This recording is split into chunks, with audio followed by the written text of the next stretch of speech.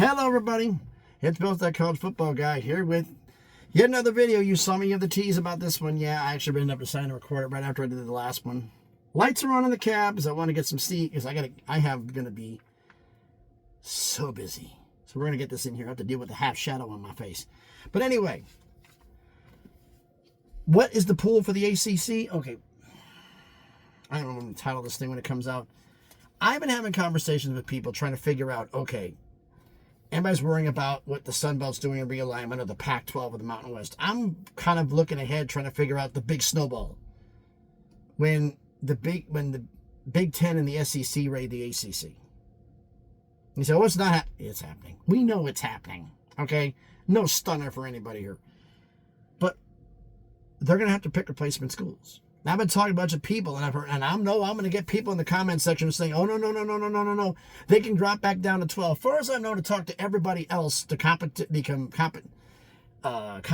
clause, they're going to have to be at 15 for basketball, Olympic sports, 14 for football, far as I know.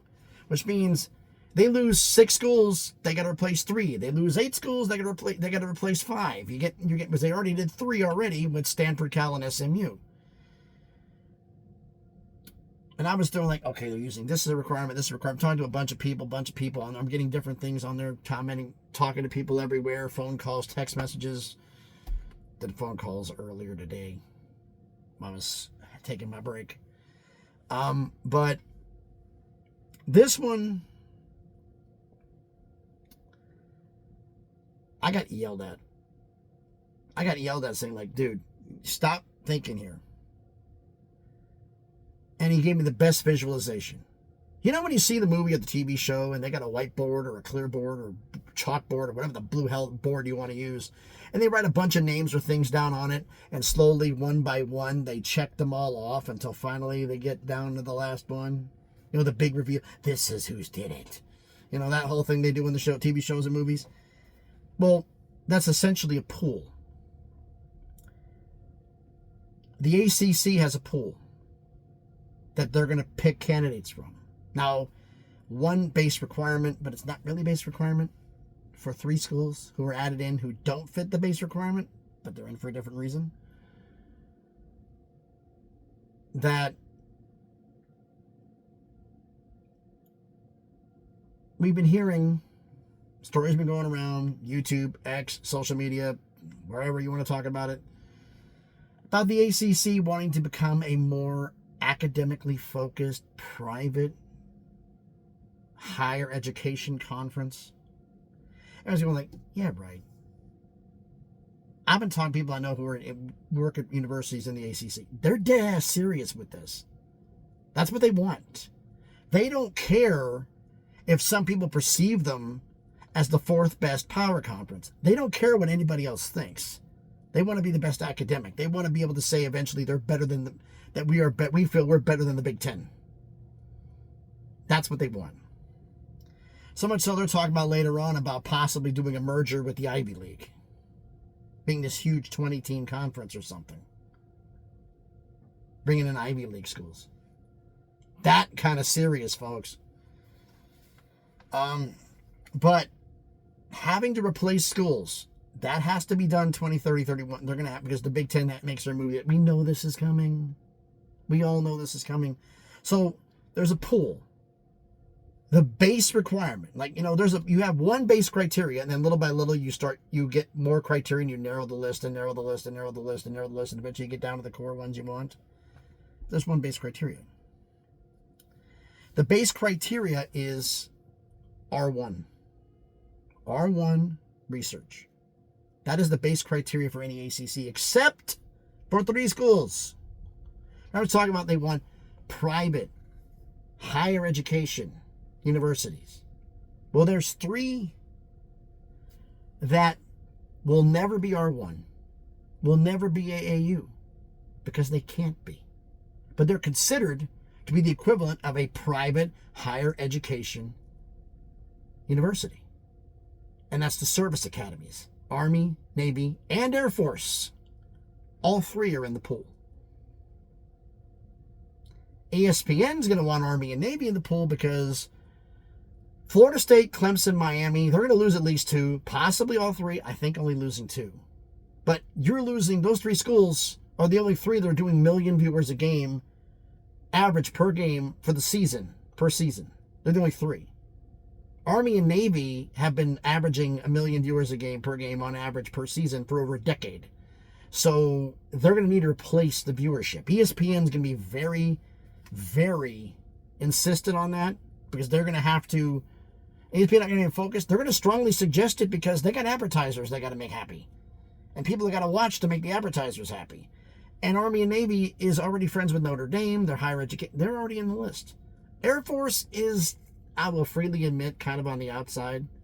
I've been hearing this from a bunch of people and got a couple more on X, phone calls, text messages. Yeah, they're on the list, but they're not exactly high up. So, how do you figure out this damn list? Well, I went through and I got the list from Carnegie of all the R1 institutions in the country. That it's updated every December, basically. And I broke it down by conference. Now, I consider the independents a conference. So, and I also included the Big 12. You're not going to get anybody from the SEC, and they're not getting anybody from the Big 10. Is there a possibility they could somehow convince somebody to leave the Big 12 for academic reasons? Is it technically possible? Yes. So technically, they're on this list. And the conference that has the most schools that qualify as R1 is the Big 12. Y'all thought the Big 12 was stupid? Mm-mm. All right, so I'm going to break this down by conferences. We'll do the Big 12 first. Big 12, then the independents as a conference, then we're going to go through the G5. I'm naming all the R1 institutions. All of them. So, let's get into this. First off, Big 12 schools that are R1. Arizona State, Baylor, BYU, who just joined recently, Iowa State, Kansas State, Oklahoma State, Texas Tech, UCF, Cincinnati, Houston, Kansas, Utah, and West Virginia. So 3, 4, 5, 6, 7, 8, 9, 10, 11, 12. 14 of the 16 schools in the Big 12 are R1. Y'all thought they were stupid?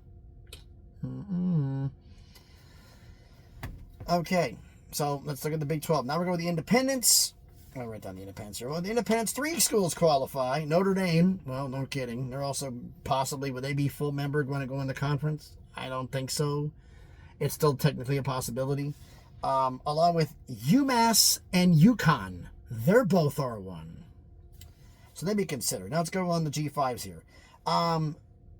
For the American, the AAC, East Carolina. Yeah, East Carolina is on the list. Florida Atlantic, Rice, Temple, UTSA, Tulane, UAB, Memphis, Charlotte, North Texas, and South Florida. Said that's a lot more schools than I thought it would be. And East Carolina being R1, I was wondering why would they consider East Carolina if they lost a bunch of North Carolina schools, but the state of North Carolina, the Board of Regents governors, want another North Carolina school in. East Carolina would qualify, wouldn't it? They're R1. Conference USA has 4 R1 universities. FIU, Florida National, New Mexico State, Delaware, who just came in, and Southern Miss. All 4 R1 institutions. The MAC has 4 as well. Kent State, Ohio, Buffalo, and Toledo are all 4 R1. By the way, I'm mentioning one thing. The Mountain West PAC bid here for 2026, I put those in. I did the new Mountain West, just to avoid people arguing about it in the comment section. I did it ahead of time so y'all can sue me. All right. But anyway, MAC's got 4. Mountain West has 7 schools. UTEP, UC Davis, Hawaii, UNLV, yes, Nevada. UNLV and Nevada are both R1, folks. My face is getting darker here, isn't it? New Mexico and Wyoming. New Mexico and Wyoming are also R1 universities. In the Pac-12, they have 5 schools in the Pac-12 that are R1. Colorado State, Oregon State, San Diego State, Utah State, Washington State. They're all R1. The Sun Belt actually has 3 R1 universities as well. Georgia State, Old Dominion, and Louisiana are all R1. So if you add it up for the base pool, counting Air Force, Army, it's like, so technically Army and Navy would go into the American, and Air Force would go into the Mountain West. But if you total it up, you've got 3, 4, 5, 6, 7, 8, 9, 10, 14 here, 18, 22, 4, 6, 8, 33 on this page. Jesus. You know what? I'm going to cheat. I'm pulling out the pen right now, damn you. I mean, just... because I didn't do this. I just thought about this till now. And actually, I'm going to count the Army and Navy on this list here, so we'll make this 13. That's 4. Air Force counts here. So that makes 8 for the Mountain West, 5 for the Pac-12, 3 for the Sun Belt, 3 for the Independents. So you're talking 14, 18... 13, 31, 35, 43, 48, 51, 54 schools that are technically in the pool are in the gross pool of the ACC. 54. Now, is this the end all be all you're going to get in? No. They're going to want higher end academics. Like I said, Army, Navy, Air Force qualifies. There's also another narrowing that consideration can be down. One is the fact is ESPN's going to want viewership. They're going to throw in. They may want basketball. They're going to nudge them one way or the other. Will they talk about nudging into UConn or Memphis? Both whom are R1, so both qualify. Will they prefer AAU institutions? Because AAUs are on a separate list here. Is Arizona, Kansas, Utah, Rice, Tulane, South Florida, Buffalo, and UC Davis. Those are the FBS institutions. And I'm writing down UC Davis as FBS because by the time the ACC gets hit, 2028, 2029, the stadium is supposed to be possibly 2027 at the earliest. Their football stadium will be done, and they're going to be coming in the Mountain West as a full member of the conference, so they would qualify at that point. I don't expect the Mountain West to not let them in. So you're talking about, if you take out the power conferences, schools, Arizona, Kansas, and Utah, 5 candidates. Rice, Tulane, South Florida, Buffalo, UC Davis. UC Davis is in Sacramento, not far from the Bay Area. South Florida, obviously, like if Miami sticks around, they'll be a running partner for them, or Georgia Tech. Buffalo, New York, where Syracuse, Boston College and them are at. Tulane's in Louisiana. Rice will be a running partner for SMU. So this is the general list. This is based, and I'm going to say this, but I've talked to other people off this list, counting Air Force, Navy, and Army. This list. If you're not on this list, they're not considering you. Bottom line, if you're not on this list, the ACC will not be adding you. You're not on the list. So Boise, you're not coming to the ACC. You're not on this list, you're not going. You're R2, you're not coming in. They're not going to bring you in. Sorry. It's about academics. Like I said, wait a minute, so you telling me the school like Rice, whose AAU is going to get in before Memphis? Yeah. Damn strong possibility.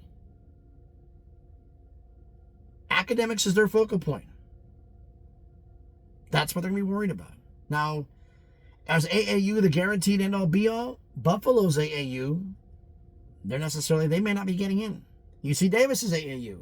That doesn't necessarily mean they'll be getting in. Army, Navy, and Air Force aren't. They might get in. Army and Navy have a pretty strong chance. There's also a school like a UConn that could come in for basketball reasons, because the ACC at that point is going to be a basketball conference that happens to play football. It's not going to be a power conference. It will be football-wise a clear number 4 behind the Big 12, which, based upon this, is going to be that point. And I look at it clearly as the fact I said way back when USC and I was USC and UCLA left, and I said it again with Oklahoma and Texas. Actually, we said it first when Oklahoma and Texas left. That the Big 12, when it's all said and done, when the Pac-12 goes through their problems and the ACC goes through theirs, the Big 12 will be the 3rd best conference in college football. You can go back and check my older videos over a year, 2 years ago. I said it then. I'm saying it now. And this is proof of the fact that's exactly what it's going to be. The conference that was supposed to roll over and die is going to be third behind the Big Ten and the SEC. So, you look at the list here, and it's not exactly a sexy list, is it? Now, the Big 12 schools that are on the list here, are they on the list? Technically, yes. Are any of them going to jump 2031 to the ACC? Maybe. Because their contract, remember, their grant of rights comes up right about the time this is happening, so they could jump. Is there any of them here? I don't know. I honestly don't know who's coming in. You know what? I realized something here.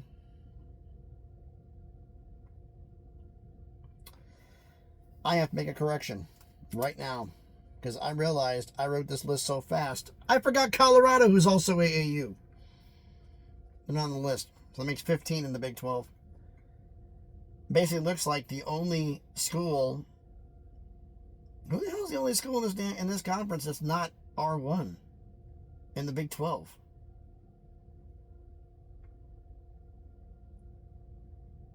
Utah's in. Arizona State are in. Colorado's in. Texas Tech. TCU is not. TCU's not R1. So 15 of the 6 teams, I didn't mention Colorado. I know Colorado's AAU. So I apologize for that because I just caught that myself. Colorado is an AAU institution. So 15 of the 16 members of the Big 12 are R1. And you all call them the Truck Stop Conference and a bunch of dummies. Pac-12 did that.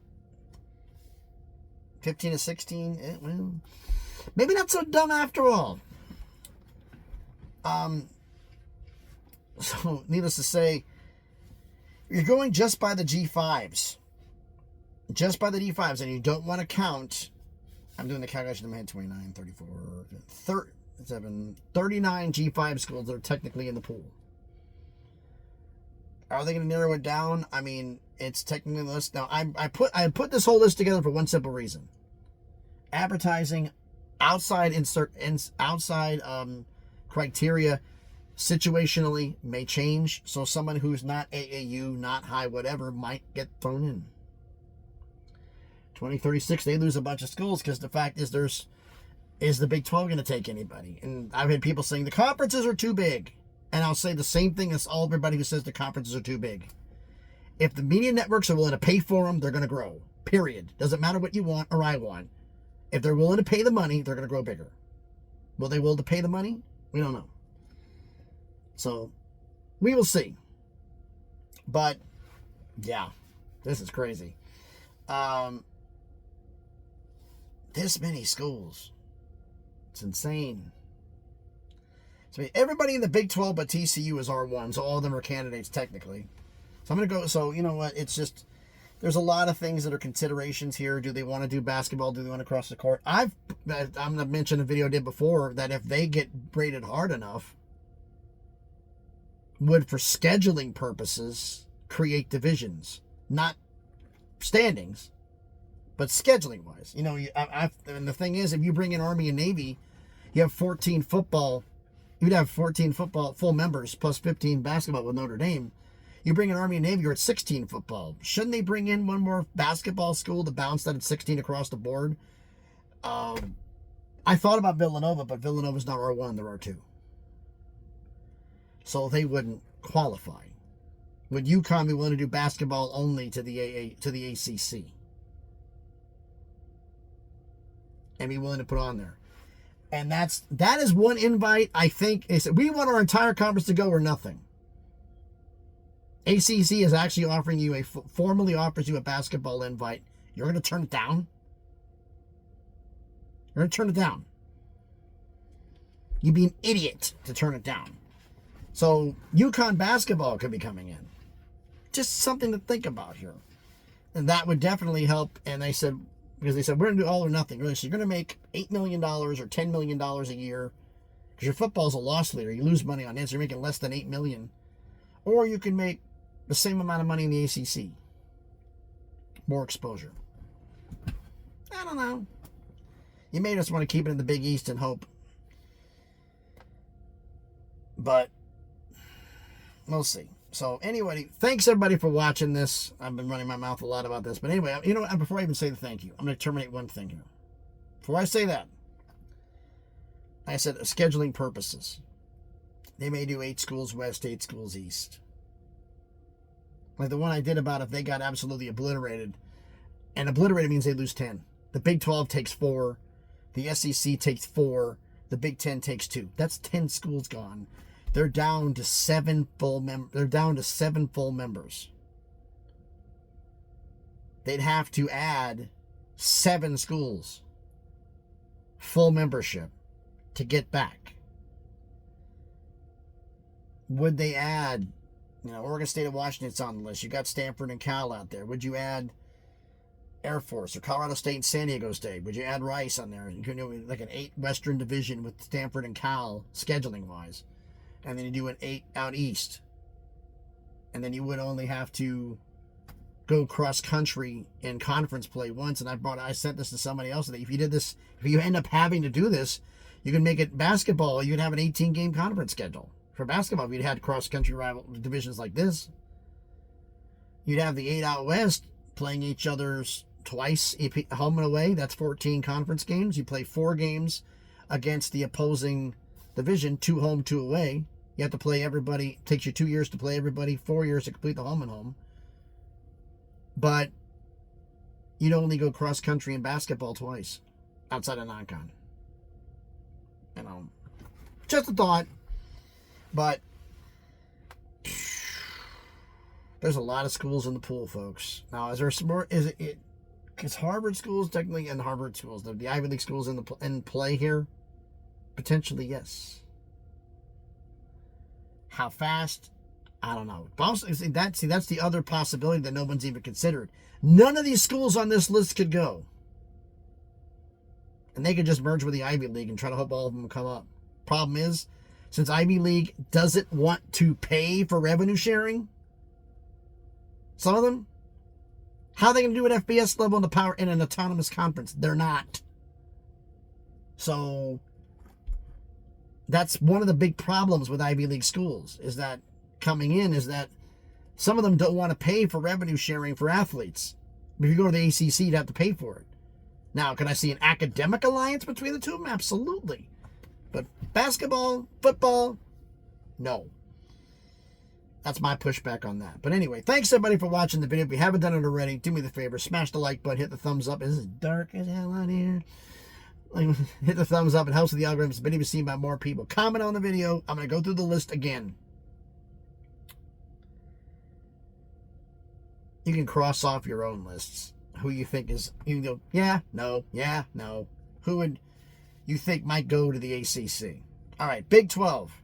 Arizona, Arizona State, Baylor, BYU, Colorado, Iowa State, Kansas State, Oklahoma State, Texas Tech, UCF, Cincinnati, Houston, Kansas, Utah, West Virginia. In other words, everybody but TCU. Independents, Notre Dame, UMass, and UConn. The American, Army, Navy, East Carolina, FAU, which is Florida Atlantic, Rice, Temple, UTSA, Tulane, UAB, Memphis, Charlotte, North Texas, South Florida.